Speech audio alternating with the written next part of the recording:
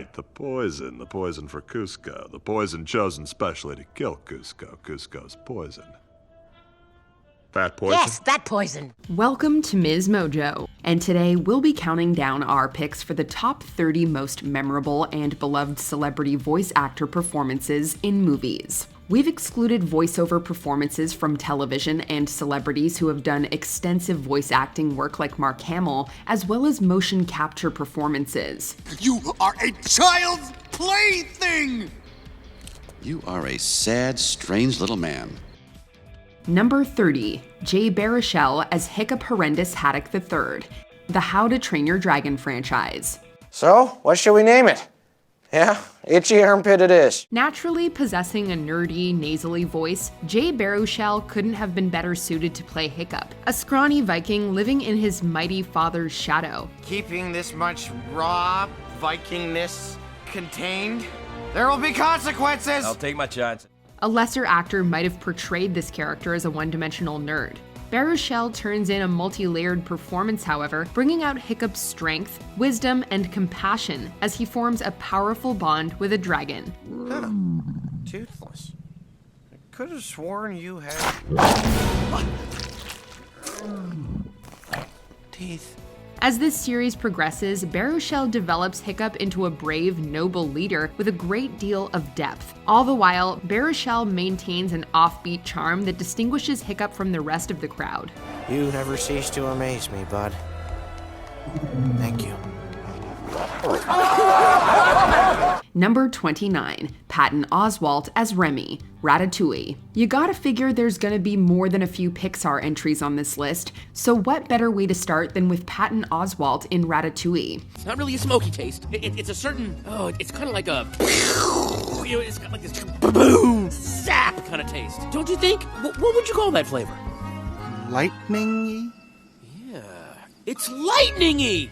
A rat with a love for cooking, Remy naturally finds division between his passion and the dark and damp world he's been bred into. With such a defined character trait driving the plot, the movie hinges on Oswalt being able to get the audience to empathize with Remy immediately. But boy, does he make it look or sound effortless. So fluidly is he able to suffuse the character with the enthusiasm needed, yet with a dash of that familiar, artistic stubbornness. Ah! No! Spit that out right now! Oh, I have got to teach you about food. Close your eyes. Now, take a bite of this. No! Don't just hork it down! Oswalt's vocal career would only skyrocket after this movie, and we can definitely see or hear why. Number 28, Jerry Orbach as Lumiere, Beauty and the Beast. This Disney classic is chock full of vocal talent.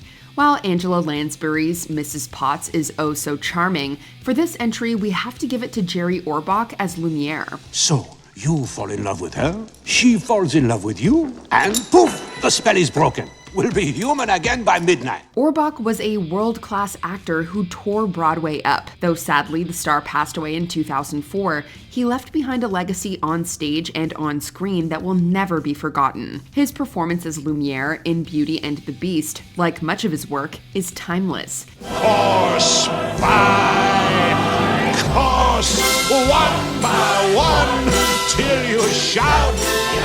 Then we'll sing you off to sleep as you digest. Through the candelabra, we get a taste of the actor's immeasurable talent. He brings a theatrical sense to Lumiere that makes him impossible to ignore. Everything from his iconic rendition of Be Our Guest to his charming persona is executed perfectly. Cogsworth, I am surprised at you.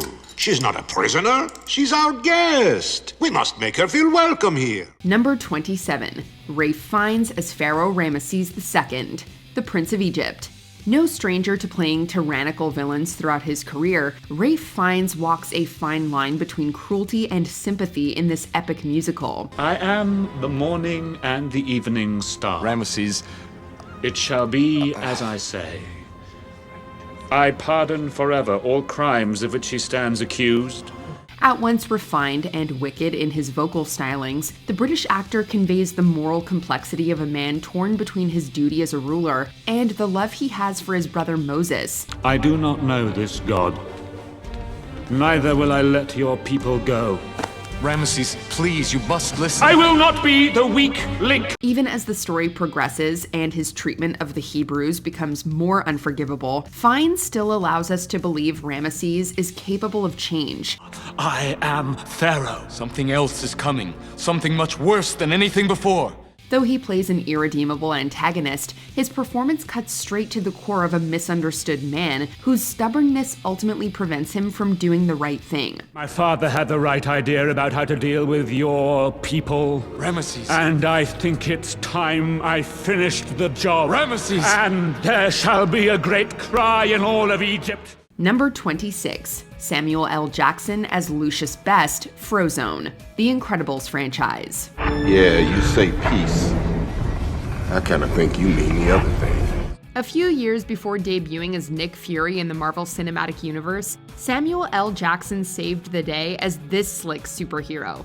Gotcha! Possessing ice powers and a laid-back personality, Frozone is cool in every sense of the word. So as you can imagine, Jackson was an ideal casting choice. You want to catch a robber? No. Tell you the truth, I'd rather go bowling. Look, what if we actually did what our wives think we're doing? In The Incredibles, Jackson hits every one-liner out of the park, making Frozone sound like a total badass. He additionally hits all the right notes as Frozone's alter ego, Lucius Best, acting as a supportive best friend to Bob Parr. Hey, is the night still young? You're very late. How do I look? Good? Oh, the mask. You still got the mask. Of course, Jackson's best line delivery occurs during an argument between Lucius and his wife, Honey. We'll never get tired of hearing Jackson ask, "Where's my super suit?" Honey! What? Where's my super suit? What? Where is my super suit? Number 25. John C. Reilly as Wreck-It Ralph, the Wreck-It Ralph franchise. Anywho, what else? I'm a wrecker. I wreck things. Professionally. I'm gonna wreck it! Wreck-It Ralph is a different kind of Disney villain. He's not sinister, calculating, or even really bad. He actually wants to be a good guy, but simply doesn't understand what being a hero is all about. Blame me if you think video games have ruined the world. John C. Reilly is delightful as the titular character, supplying him with a childlike innocence. As we all know, however, children can be selfish, naive, and aggressive too. Well, unless you've got a go-kart hidden in the fat folds of your neck, I can't help you. In Ralph's case, he's basically a troubled kid trapped in an overgrown body. Even when Ralph is at his worst, though, Reilly still manages to make him lovable and even identifiable. It's game over for both of you. No. Just for me. Behind his hostile tendencies, there's an individual with a genuine soul, which Reilly brings out of Ralph as he discovers his true purpose in life. Turns out I don't need a medal to tell me I'm a good guy. Because if that little kid likes me, how bad can I be? Number 24. Mandy Moore as Rapunzel, Tangled. The story of Rapunzel is one that most of us grew up with and know like the back of our hands. Yet in Tangled, Mandy Moore makes it feel new and fresh. Too weak to handle myself out there, huh, Mother? Well, tell that to my frying pan. She certainly has a knack for creating memorable characters, like Jamie in A Walk to Remember and Rebecca in This Is Us. Rapunzel undoubtedly belongs on that list. Moore's portrayal of the princess feels authentic and relevant. For like the first time ever, I'm completely free. I could go running and racing and dancing and chasing. With her angelic singing voice and relatable personality, she makes it hard not to love the character. Her unforgettable performance, combined with Zachary Levi's charming portrayal of Flynn, breathes new life into this fairy tale. All at once, everything is different now that I see you. Number 23. Will Ferrell as Megamind, Megamind. Even the smallest bite from Arachnus dethicus will instantly paralyze. Oh! Get it off! Will Ferrell has a knack for taking potentially unlikable characters and giving them a lovable quality. Megamind is a perfect example. An alien who aspires to take over Metro City, Megamind is egotistical, manipulative, and dastardly. Deep down though, he's not exactly evil. He just sees supervillainy as his only career option. Of course, once he finally defeats his nemesis, his existence suddenly lacks meaning. Always thirsty, never satisfied. I understand you, little well-dressed bird. Farrell totally throws himself into the role, having a ton of fun playing a childish mastermind who's prone to failure. My face is on fire right now. If you're gonna do this at home, don't do it with a can of spray paint. Go to a makeup or hobby store. Simultaneously, Farrell makes us sympathize with this misguided anti-hero who just needs a push in the right direction. You did it. You won. Well, I finally had a reason to win. You. Number 22, Bradley Cooper as Rocket Raccoon, the Guardians of the Galaxy franchise. By the time the first Guardians of the Galaxy movie premiered, Bradley Cooper already had 2 Oscar nominations under his belt. They were really easy to steal. You'd think that voicing a genetically engineered raccoon would be a step back. Don't call me a raccoon! But Rocket turned out to be one of Cooper's most beloved characters. While he had hilarious dialogue to work with, Cooper's smartass delivery and timing made the character feel whole. Let's make something clear. This one here's our booty. Whenever Rocket speaks, we don't hear Cooper putting on a thick accent. We just hear Rocket. How on earth were they gonna turn us over when you only gave them a count of 5? We didn't have time to work out the minutiae of the plan. This is what we get for acting altruistically. While often a source of comedic relief, Cooper also does an authentic job at bringing out Rocket's fear and insecurity. He called me vermin. She called me rodent! Cooper played an integral role in molding Rocket into a fully fleshed out character. Or we guess a furred out character in this case.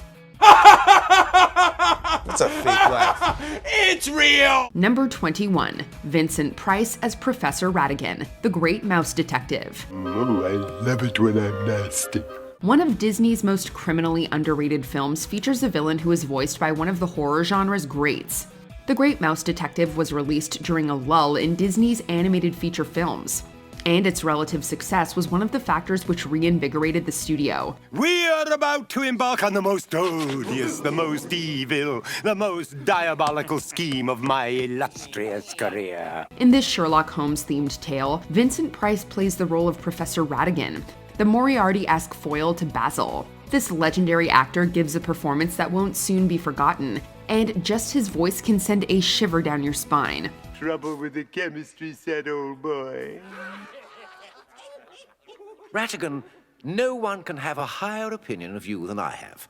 And I think you're a slimy, contemptible sewer rat. Number 20, Chris Pratt as Emmett Burkowski, the Lego Movie. No, not that, wrong. And that's it, check. Emmett may seem like a run-of-the-mill construction worker on the surface. Thanks to Chris Pratt's endearing performance, though, he's truly one of a kind. He's just as blind as a guy whose eyes don't work. An ordinary minifigure with a very special destiny, Emmett emerges as both a goofball and an unlikely action hero. Pratt flawlessly expresses all of Emmett's passion, creativity, and enthusiasm.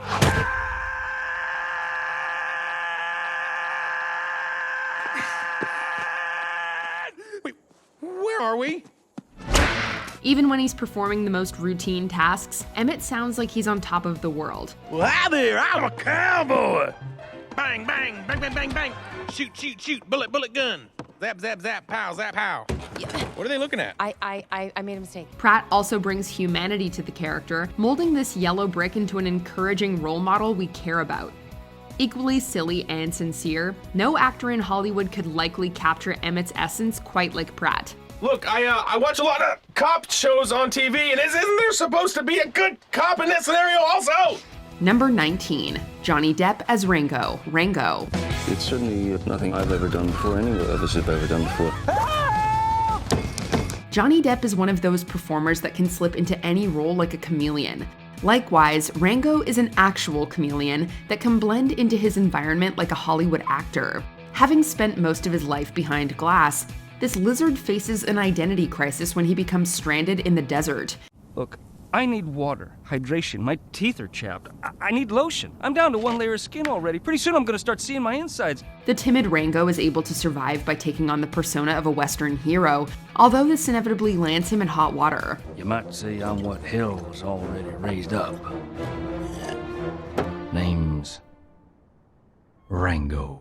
Rango is constantly shifting between being courageous, cowardly, confident, and in over his head.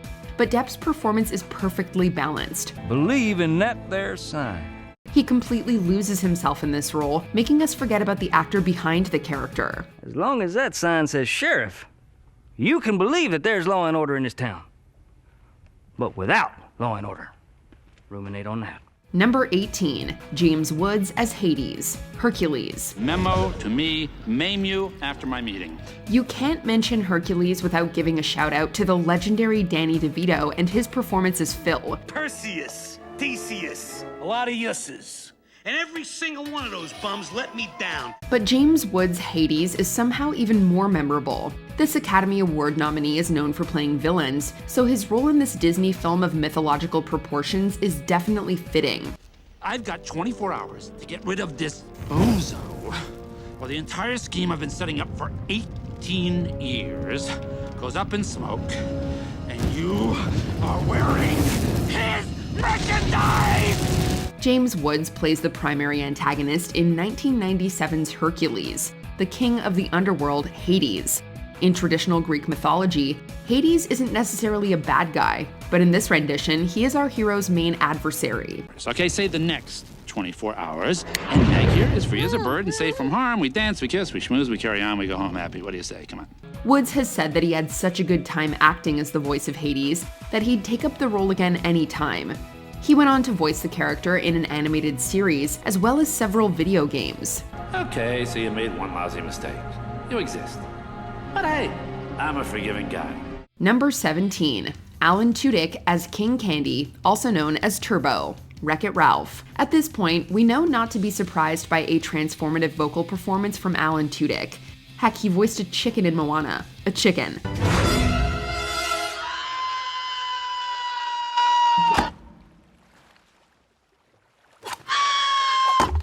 But back in 2012, we were blown away by his villainous turn in Wreck-It Ralph. And that's saying something considering the stacked cast. You wouldn't hit a guy with glasses, would you? You hit a guy with glasses. That's well played. As King Candy, Tudyk presents a foppish and almost comedic antagonist in the vein of comedian Ed Wynn. As Turbo, however, King Candy's secret identity, Tudyk goes full dastardly, making us suddenly fear what was originally at its core a silly character. Because of you, Ralph, I'm now the most powerful virus in the arcade. I can take over any game I want. I should thank you, but it'd be more fun to kill you. It's no wonder that Tudyk won an Annie Award for voice acting in the film. Number 16, George Clooney as Mr. F.F. Foxy Fox, Fantastic Mr. Fox. Because I'm a wild animal. He's the man synonymous with the phrase movie star, so we had to constantly remind ourselves that he's the one playing the lead in this stop-motion flick. I'm the greatest, the quote-unquote fantastic Mr. Fox. Described as a natural choice by Wes Anderson, Clooney's charm adds a certain gentlemanly quality to the already fantastic titular Fox.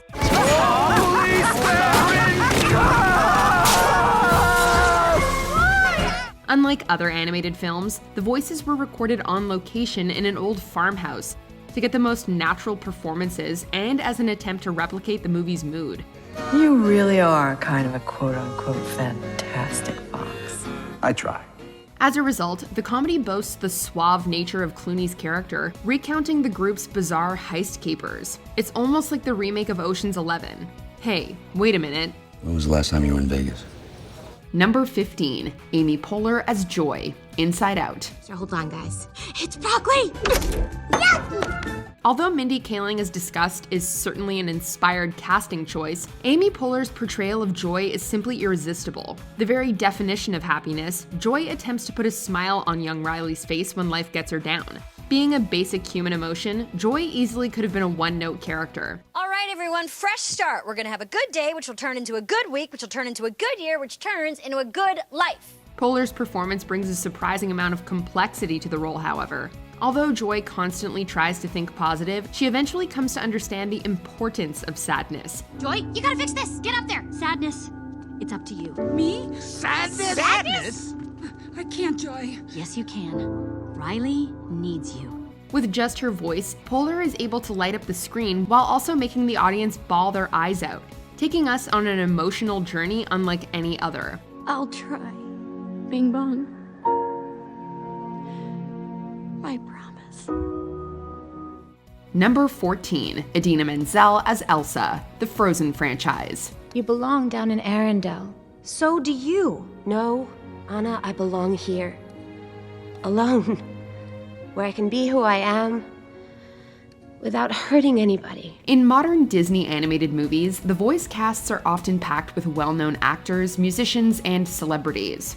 In Frozen, the cast is predictably star-studded, with actors like Kristen Bell, Jonathan Groff, and Josh Gad in prominent roles.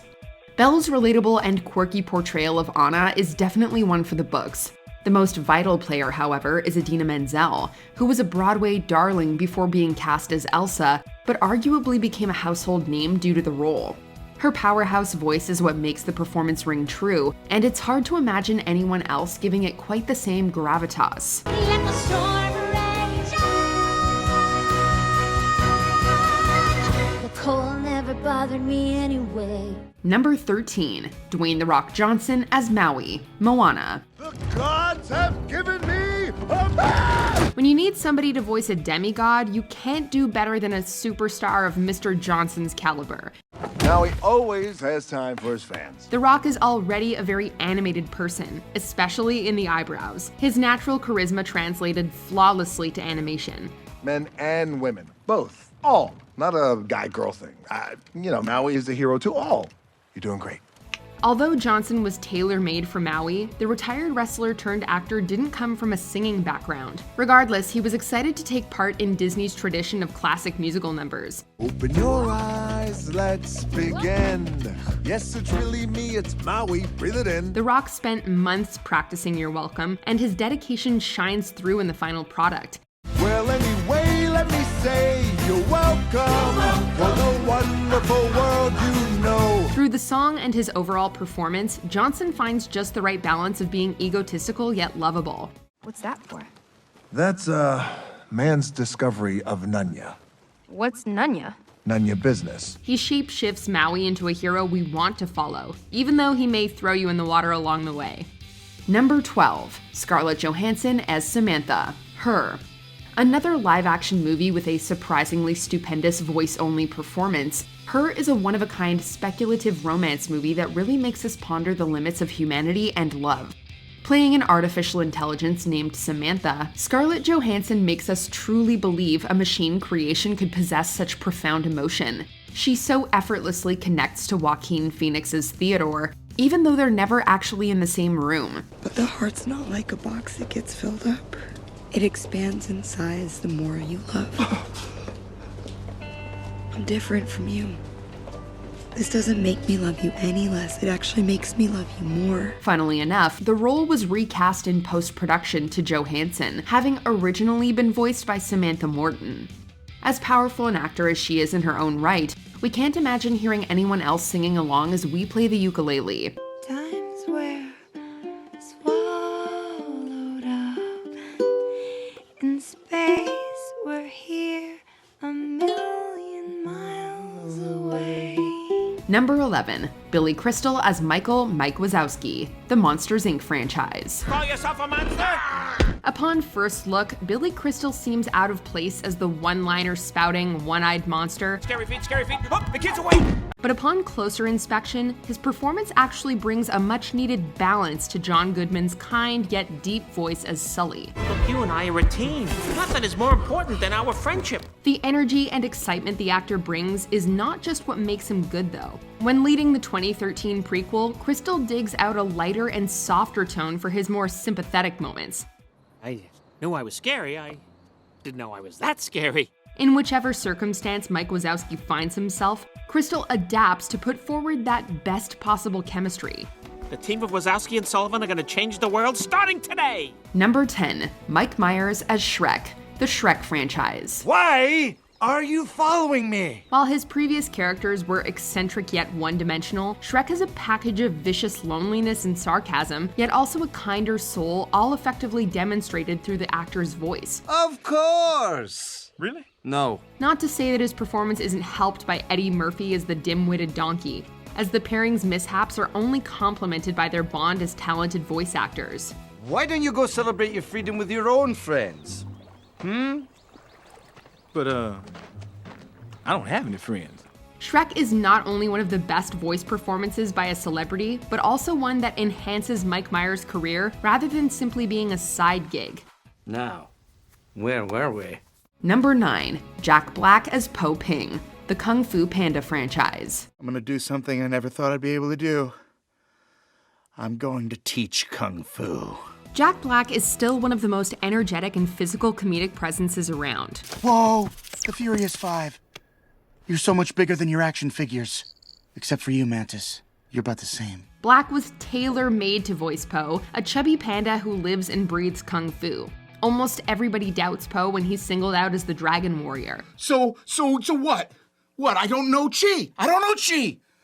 I don't know if I'm even the Dragon Warrior. I don't even know if I'm a panda. I don't know who I am. Regardless, Po steps up to the challenge with an appetite to learn. Po's eagerness wonderfully complements the stern, authoritative Master Shifu, who's voiced by Dustin Hoffman in a strong performance. Po, the day you were chosen as Dragon Warrior was the worst day of my life. By far, nothing else came close. Black makes the audience root for Po every step of the way, evening out the character's gullibility, clumsiness, and insecurity with wit, determination, and confidence. And now, free the five! Disc of destruction! Number 8, Steve Carell as Felonious Gru, the Despicable Me franchise. I know how much you like to laugh. What better choice is there to play a gruff and foolish jelly manufacturer / supervillain? It's like my heart is a tooth, and it's got a cavity that can only be filled with children. Steve Carell's Russian-like accent is dead on and presents a mad cartoon doctor perfectly in these 3D computer-animated comedies.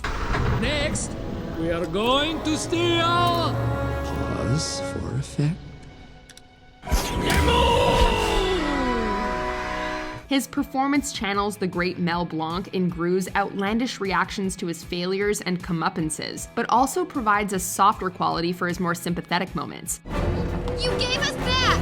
I know, and it is the worst mistake I ever made! Weaving in and out of his tones, Carell never loses the cartoon taste of his performance, and that can only be a great thing. Will you read us a bedtime story?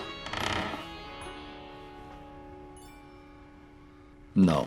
Number 7, Jeremy Irons as Scar, the Lion King. Dear, I've said too much. Well, I suppose you'd have found out sooner or later. This Britain-born actor presents a brilliant gravitas to the greedy brother of Mufasa in this musical epic. Kill him. The foppish villain of the animal kingdom has a voice talent more in common with a Shakespeare tale than a Disney film, much like the story itself, actually. Murderer! No, Simba, please. Tell them the truth. But it's the quarrels between Jeremy Irons and his on-screen brother James Earl Jones that propel our ears to bliss, both presenting a strong clash of bellowing and snarly voices. Brother, help me!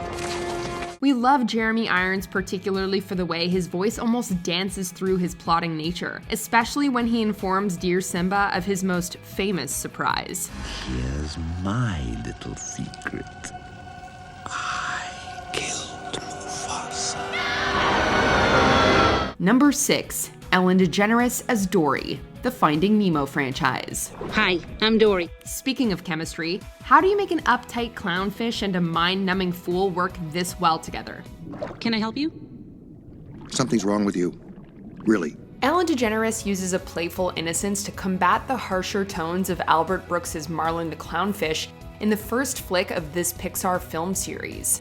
When life gets you down, you know what you gotta do? I don't want to know what you gotta do. Just keep swimming, just keep swimming, just keep swimming, swimming, swimming. What do? We swim, swim. Her lighter optimism is so unique to the tone of the film that when thinking of DeGeneres' big screen work, she's practically synonymous with her character of Dory, which led to a fantastic sequel. I'm sorry, but I really, really, really think we should swim through. And I'm really, really done talking about this. Over we go. Come on, trust me on this. Number 5. Eddie Murphy as Donkey, the Shrek franchise. The franchise may be called Shrek, but we all know it was his noble steed who stole the show, especially in the first movie. That was really scary. And if you don't mind me saying, if that don't work, your breath certainly will get the job done, cause you definitely need some Tic Tacs or something. Eddie Murphy had already voiced a few animated characters, like the unforgettable Mushu from Mulan. You're gonna have to trust me. And don't you slap me no more. We clear on that? But Donkey benefited the most from his rapid-fire delivery and uncontainable energy. Bringing his comedic A-game to the table, almost everything that comes out of Donkey's mouth is a laugh riot. That is one dazzling smile you got there. And do I detect a hint of minty freshness? That is, except for the occasional heartfelt moment, which Murphy also brings a gentle sincerity to. When we met, I didn't think he was just a big, stupid, ugly ogre. Although the performance didn't garner him an Oscar nomination, Murphy did become the first actor to score a BAFTA nomination for voice acting. Murphy also deservingly won the Annie Award for Best Male Performance in an Animated Feature. Ogres are like onions. They stink? Yes. No. Oh, they make you cry? No. Oh, you leave them out in the sun, they get all brown, start sprouting little white hairs. Number 4. James Earl Jones as Mufasa, the Lion King. Drawing inspiration from epics like Hamlet and the Ten Commandments, The Lion King needed a cast that could supply the same level of gravitas. One day, Simba, the sun will set on my time here and will rise with you as the new king. James Earl Jones brought the most majesty to his performance as Mufasa. Take Nala home. I've got to teach my son a lesson. Whenever you hear Jones speak, you think to yourself, now that's a voice worthy of a king. Being brave doesn't mean you go looking for trouble. But you're not scared of anything. I was today. Although Jones has one of the most distinctive voices in the world, it never feels like we're listening to a celebrity. Jones becomes Mufasa. Simba, you have forgotten me. No. How could I? You have forgotten who you are. The character is best remembered for his commanding nature, but Jones adds dimensions to Mufasa. The cheetahs are hard up. Stay low to the ground. He captures Mufasa's playfulness while bonding with Simba, the fear in the pit of his stomach when Scar betrays him, and his stern yet affectionate side when it's time to teach a lesson. 'Cause nobody messes with your dad. Come here, you. Oh no! Ah! Number 3. Tom Hanks as Woody, the Toy Story franchise. Usually when an actor voices as an animated character for multiple movies, it can start to sound like they're only interested in the steady paycheck after a while. What does a space ranger actually do? He's not a space ranger! He doesn't fight evil or shoot lasers or fly! This has never been the case with Tom Hanks as Woody. You are a toy! You weren't the real Buzz Lightyear, you're an action figure! In each Toy Story film, Hanks gave Woody another layer of depth. Like Buzz, identity is the key theme at the center of Woody's arc. Over in that house is a kid who thinks you are the greatest, and it's not because you're a space ranger, pal. It's because you're a toy. When we first meet the sheriff, he views himself as Andy's favorite toy and the leader of his fellow playthings. Help us! The barn's on fire! I've got you critters. No need to worry. Woody saves the day again! We see Woody gradually transition out of these roles throughout the series, and Hanks makes that evolution feel 100% genuine. Andy's mom thought you were trash. Yeah, after he put us in a trash bag. And called us junk! Yeah, I know. It looks bad, but guys, you gotta believe me. Thanks to his versatility as a comedic and dramatic actor, Hanks fashioned Woody into one of cinema's most complex animated protagonists. Number 2. Eartha Kitt as Yzma, the Emperor's New Groove. Much like Atlantis, The Emperor's New Groove is an early 2000s movie that didn't get the love it initially deserved, but has since drawn a cult following thanks to the excellent voice cast. Just think of it as you're being let go, that your life's going in a different direction, that your body's part of a permanent outplacement. Hey, that's kind of like what he said to you when you got fired. I know. It's called a cruel irony. Though we could be here all day talking about Patrick Warburton's Kronk or David Spade's Cusco, it's Eartha Kitt who truly steals the show. It is no concern of mine whether your family has... What was it again? Food? Ha! You really should have thought of that before you became peasants. Though Yzma is story-wise a truly despicable villain, we can't help but love her all the same thanks to Kit's zany line delivery and energy. You can practically hear her chewing the dialogue in the recording booth, making sure we're having as much fun as she is. I'll turn him into a flea.